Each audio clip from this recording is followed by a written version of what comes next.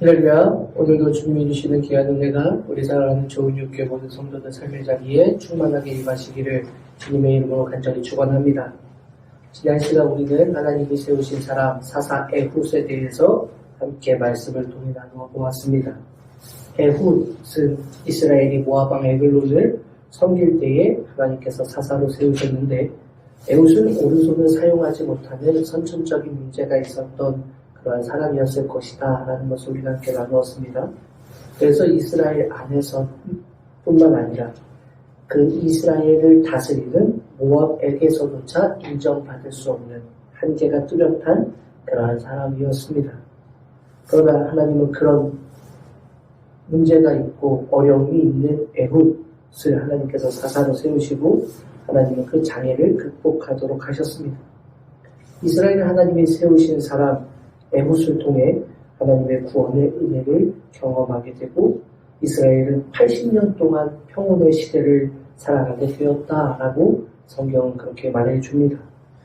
그리고 오늘 본문에 보면 4장 1절에 이렇게 기록되어 있습니다. 에훗이 죽으니 이스라엘 자손이 또 여호와의 목전에 악을 행하매. 무슨 이야기입니까? 지난주에 우리가 함께 나누었던 것처럼 또다시 이스라엘의 역사의 사이클이 반복되고 있습니다. 다시 시작되는 겁니다. 사사기의 역사에서 우리가 바라볼 수 있는 것처럼 이스라엘은 다시 하나님 앞에 범죄하기 시작합니다. 하나님 앞에서 돌아서서 이방의 온갖 가증한 우상들을 섬기는 일에 자신의 삶을 드리게 됩니다. 그런데 여기서 우리는 주목해 볼 만한 것, 에훗이 죽으니 라는 이 말, 바로 이렇게 시작하는 이 말씀을 우리는 주목해야 합니다. 에훗, 하나님의 능력을 의지해서 사사로 세워졌던 사사 에훗이 죽고 나니 이스라엘은 다시 하나님을 떠나게 되었다라고 성경은 우리에게 그렇게 말해 주는 것입니다. 이것이 함께 나누었던 것처럼 이스라엘 역사에 있어서 특별히 사사기의 역사에 계속해서 반복적으로 일어나는 안타까운 기록입니다. 역사의 그런 사이클을 보면 하나님이 세우신 사사가 세워져 있는 동안, 살아있는 동안에는 하나님의 뜻에 따라 살다가 하나님께서 세우신 사람 사사가 이제 죽고 나면 그들은 다시금 자신의 눈에 보이는 대로, 자신이 만족하는 대로 그렇게 살아가게 되었다라는 그 역사의 사이클이 변함없이 이루어지고 있는 것입니다. 에훗이 죽은 이후 이스라엘 백성들의 삶은 그러합니다. 그렇게 하나님을 떠났고 그것이 하나님의 마음에 아픔이 되었다는 것입니다. 그래서 하나님은 이스라엘 백성들을 또다시 꾸짖으시는데 이번에는 가나안 왕 야빈을 통해서 이스라엘을 억압합니다. 3절 말씀에 보면 하나님이 야빈에게 이스라엘을 넘겨주시고 그로 인해서 이스라엘 백성들이 야빈의 지배 아래에서 20년 동안 고통을 받았다라고 기록됩니다.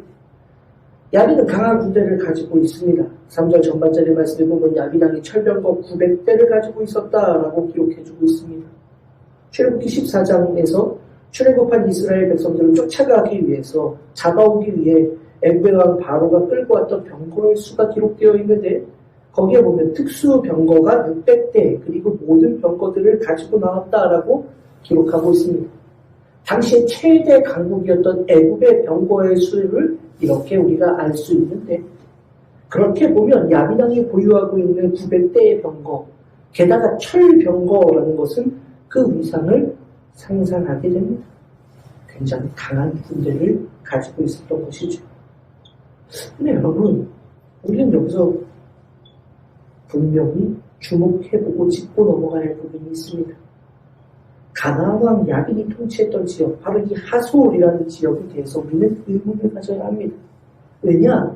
여호수아 11장에서 보면 성경에 이렇게 말씀하시는 부분이 기록되어 있는데 하솔과 가나안 왕에 대해서 성경이 언급해주고 있기 때문에 그렇습니다.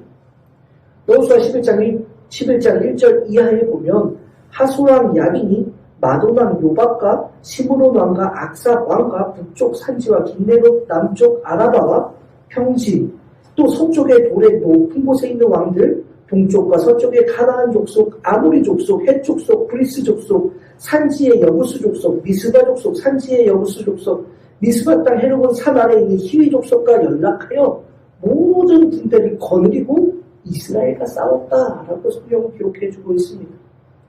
그리고 그들의 군대가 얼마나 많은지 해변의 모래와 같이 많았고 말과 병거도 심히 많았다라고 성경은 기록해줍니다. 그런데 그들의 군대가 그렇게 많았지만 하나님께서 함께 하셔서 이스라엘은 전쟁에 승리하게 됩니다.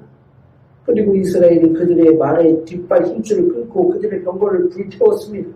그리고 모든 군대를 추격하여 그들을 다 죽이고 연합군의 우두머리였던 하솔을 정벌하여 그 왕 야빈을 죽이고 하솔의 모든 살아있는 자를 진멸하고 하솔을 불태웠다라고 성경은 그렇게 기록해 줍니다.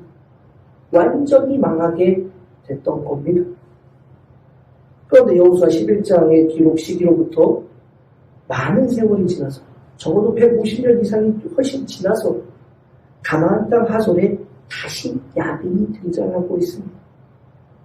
150년도 더 전에 그 땅을 완전히 진멸했고 성은 불타버렸습니다. 하솔왕 야빈은 여호수아에게 잡혀 죽임을 당했습니다. 모든 것이 끝났습니다. 성은 불타버렸고 그 성에 있는 모든 사람들, 가축들은 다 죽임을 당했습니다.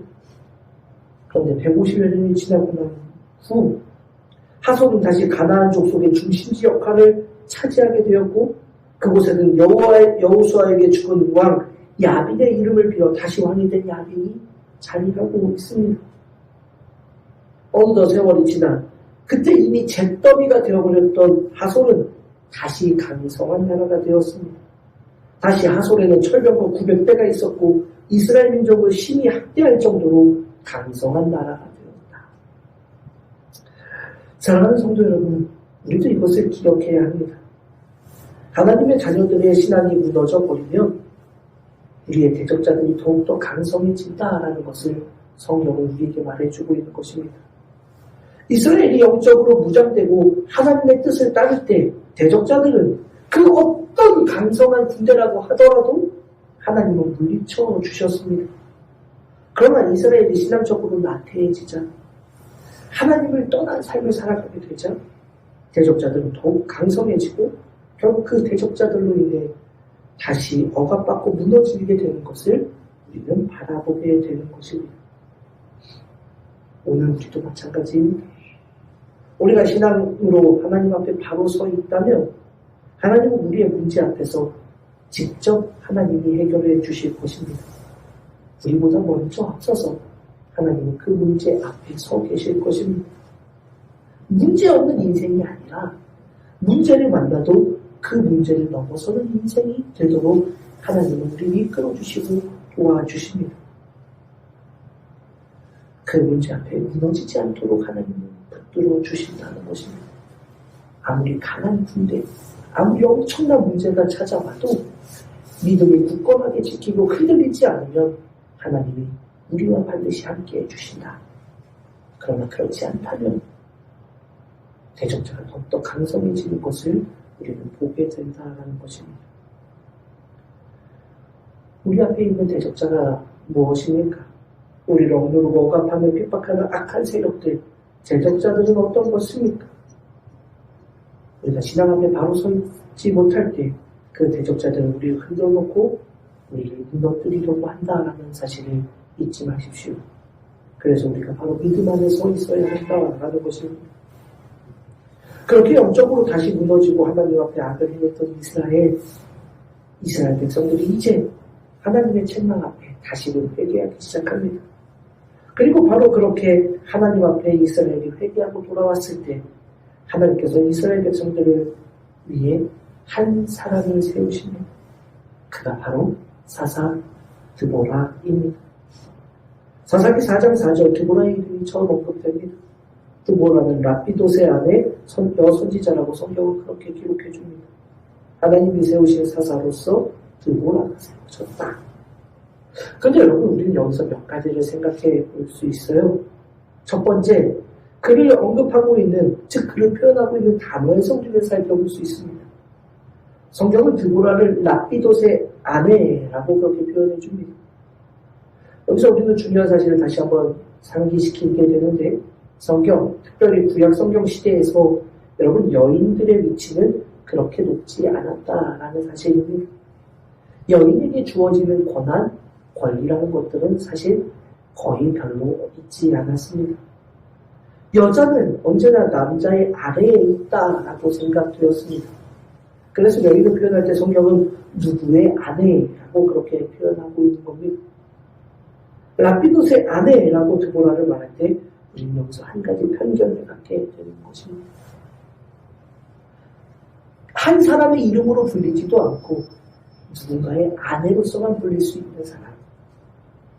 그건 무슨 편견입니까?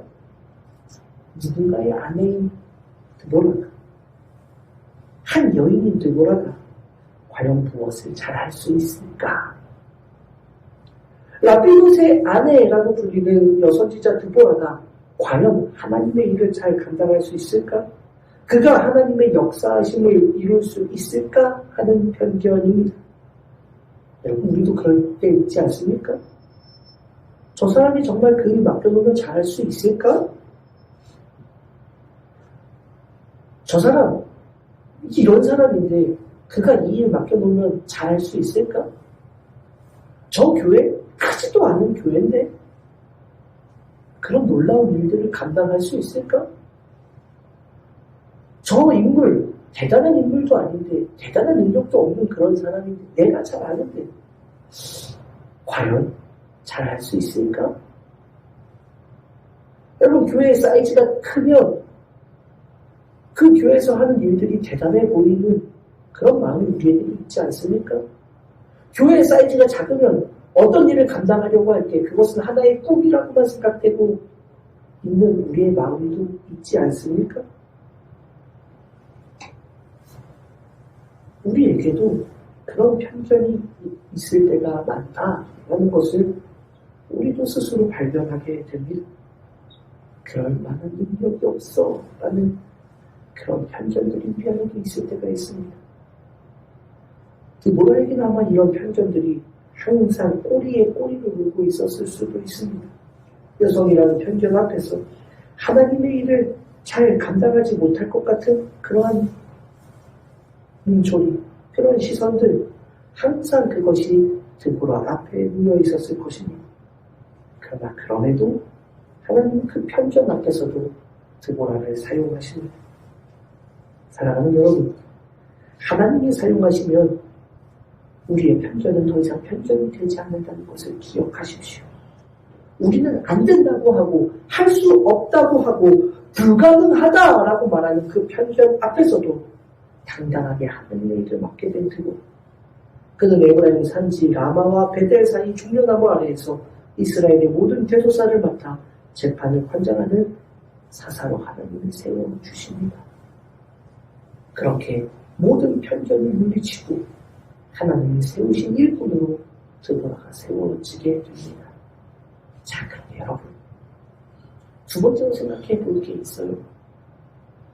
바로 이 드보라가 사사가 된 시점입니다. 드보라가 사사가 된 시점은 가나안 왕 야빈이 통치할 때라고 아까 말씀드렸습니다. 가나안 왕이 이스라엘을 통치하고 억압했던 시기입니다. 그것도 이스라엘을 심히 학대하던 야빈입니다. 앞에서도 언급하였듯이 하솔은 이미 오래전 이스라엘에 의해 잿더미가 되어버렸습니다. 모든 이들은 다 진멸당했습니다. 그래서일까요? 가나안 왕 야빈의 학대는 대단히 심각했다라고 성경은 기록합니다. 심하게라고 번역된 이 히브리어 단어는 아주 극도의 공포와 두려움을 주었다라는 것을 의미하는 단어입니다. 그렇습니다. 아주 악독할 정도로 혹독하게 괴롭히며 철저하게 이스라엘을 유린했던 겁니다. 왜 그럴 수 있었을까요? 왜 그런 일이 가능했을까? 그래요. 이스라엘의 힘보다 가나안 왕의 힘이 더 강했기 때문입니다. 어쩌면 그들은 지난 세월들 동안 이스라엘을 향한 이를 갈며 그 힘을 키워왔을지도 모릅니다. 그래서인지 강성해진 하솔 그리고 야빈은 이스라엘을 심하게 극도의 공포감과 두려움을 주며 억압하는 대적자가 되었던 것입니다. 그래서 이스라엘은 하나님 앞에 간절히 부르짖게 됩니다. 야빈의 학대가 너무나도 심해서 너무나도 고통스러워서 하나님 앞에 간절히 부르짖습니다. 그런데 그런 상황에서 하나님은 한 사람, 사사를 세우시는데 그가 바로 드보라입니다. 자, 그럼 여러분이라면 어떠시겠습니까? 이 상황을 어떻게 받아들이시겠습니까? 굉장한 위급한 시기 아닙니까? 국가적인 위기의 시기 아닙니까? 그런 상황에서 이 엄청난 고난을 물리쳐야 될 사사가 드보라. 하나님은 드보라를 세우셨습니다. 자, 우리가 이 상황에 놓여있다면 여러분은 이를 어떻게 받아들일 수 있겠습니까? 솔직하게 말이에요. 왜 하필 드보라일까? 이렇게 생각하지 않았을까요? 여러분, 우리가 함께 나눈 본문의 바로 앞에 보면 3장 31절에 애굽 이후에 사사가 되었던 한 사람의 이름이 등장합니다. 3장 31절 애굽 후에는 아낫의 아들 산갈이 있어 소모는 막대기로 블레셋 사람 600명을 죽였고 그도 이스라엘을 구원하였더라 라고 성경은 말씀합니다. 그는 소모는 막대기로 블레셋 사람 600명을 죽였고 산갈이라는 이 사사는 소모는 막대기 하나를 가지고도 600명을 죽일 수 있는 대단한 장수였습니다. 후에 우리가 또 함께 나눠보겠지만 입다 같은 용맹한 장수나 우리가 잘 아는 강한 사람의 대명사 누구죠? 삼손과 같은 사람이 여러분 바로 지금 이 순간에는 필요한 사람 아니겠습니까? 소모는 막대기 뭐 대단한 건 아닌데 그것을 가지고도 600명을 물리칠 수 있는 능력 있는 사람 입다와 같은 강한 장수 삼손처럼 나귀 턱뼈 하나를 가지고도 블레셋을 싸그리 물리칠 수 있었던 대단한 용사 같은 그런 사람이 바로 지금 이 순간에 필요한 사사 아닐까요? 여자인 드보라가 필요한 것이 아니라고 우리도 생각하지 않을까요? 하나님의 절대적인 도움이 필요한 지금 이 순간에는 초인적인 힘을 가진 어떤 대단한 능력자가 세워져야만 할 것 같습니다. 그런데 하나님의 선택은 드보라입니다. 여러분, 우리는 어떻게 이를 받아들일 수 있을까요? 여러분, 어쩌면 우리도 이 상황에 놓여진다면 실망하거나 낙심할지도 모릅니다. 아, 이게 아닌데? 라고 생각할지도 모릅니다.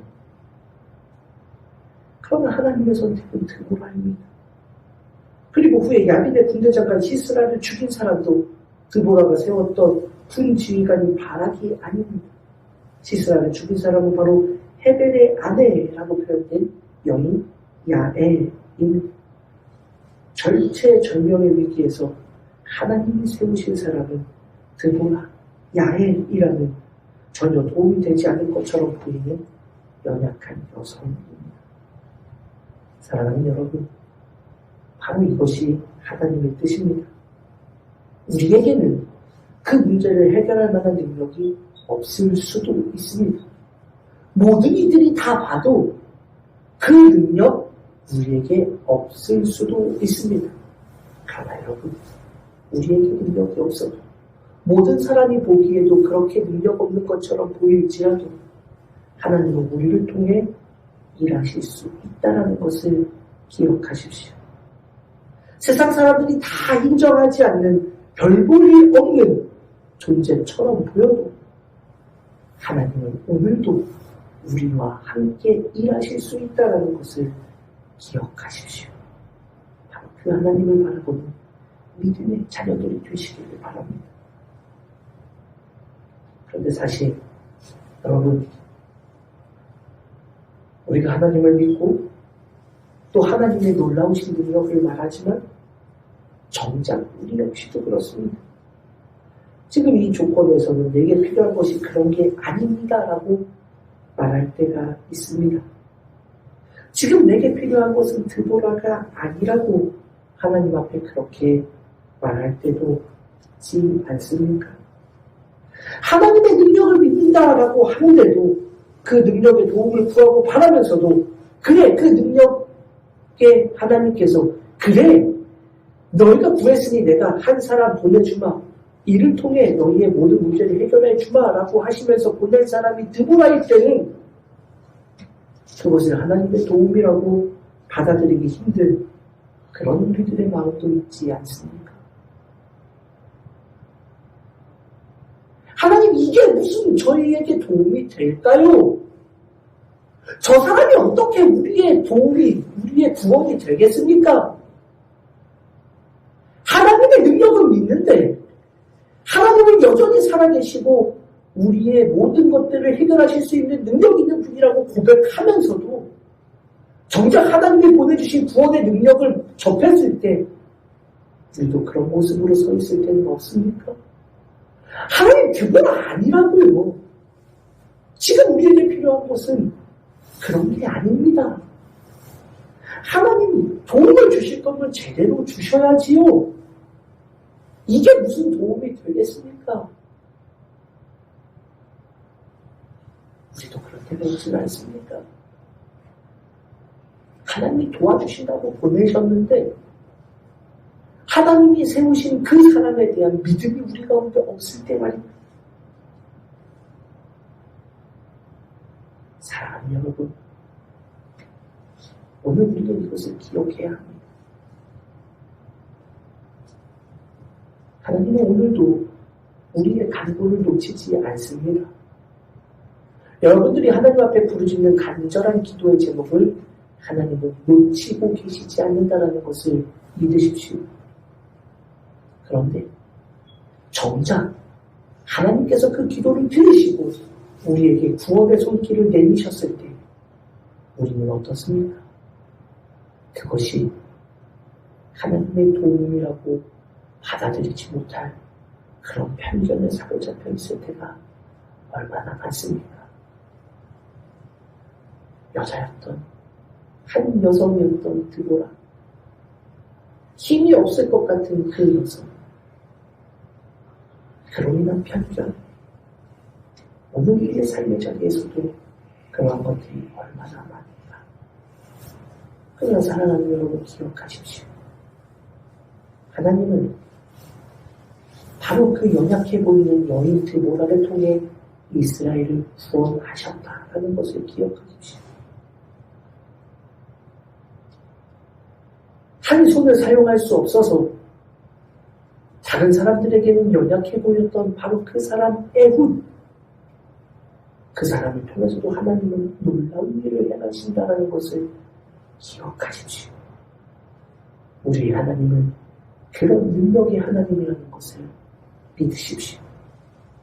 여러분이 어떤 어려움 속에 물려 있든지, 여러분이 어떤 상황 속에 매몰되어 있든지 하나님 앞에 부르짖으면 하나님이 응답해 주십니다. 바로 그때 우리에게도 편견이 사라지기를 주님의 이름으로 간절히 축원합니다.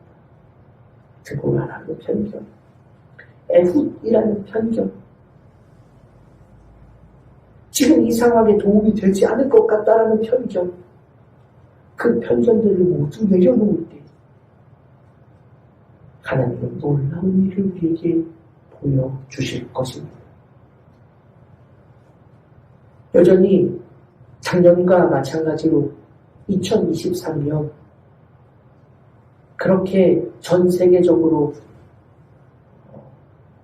경제적으로도 여러 상황들이 썩 더 나아지지 못하고 어려움 속에 그렇게 지내게 될 것 같다라는 많은 그런 보도들을 보게 됩니다. 그런 속에서 우리도 주님의 도움을 구하겠지요. 그때마다 기억하십시오. 하나님이 우리에게 보여주시는 구원의 사인들이 별 볼 일 없는 것 같아 보여도 하나님은 그것을 가지고도 놀라운 일을 이루신다는 것을 잊지 않는 믿음의 자녀들이 되시기를 바랍니다.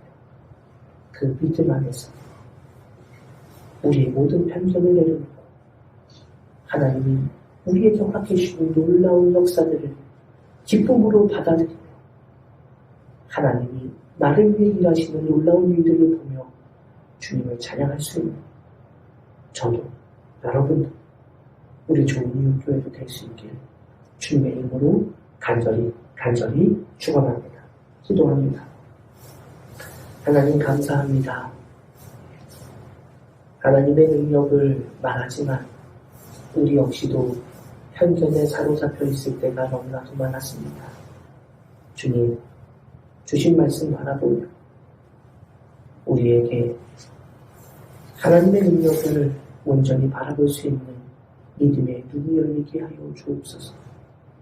편견에 사로잡힌 눈이 아니라 주님의 능력의 손을 바라볼 수 있는 믿음의 눈이 열리게 하여 주셔서 세상의 모든 것을 능히 덮고 이기실 수 있는 하나님의 능력을 붙잡고 오늘도 주님을 의지하며 승리하며 나아가는 복된 주의 자녀들 되게 하여 주옵소서. 감사를 드리며 거룩하신 예수님의 이름으로 간절히 기도 올리옵나이다. 아멘.